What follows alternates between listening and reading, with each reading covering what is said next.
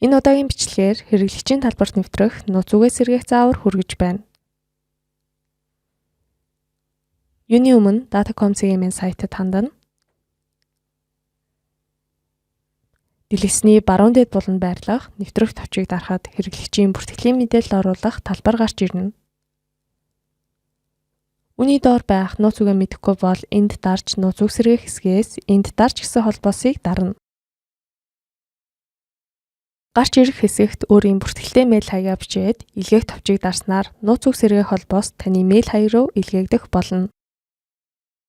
Үүний дараа мэйл хаяг руугаа хандаж нууц үг сэргээх холбоос бүхий мэйл ирсэн байгаа эсхийг шалгана.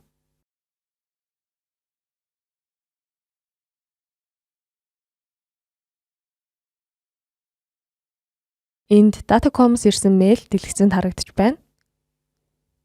Имэйлээ нэгээд нууц үг сэргээх холбоосоор дарж нууц үг үүсгэх зөвлөмжийн дагуу нууц үгээ үүсгээрэй.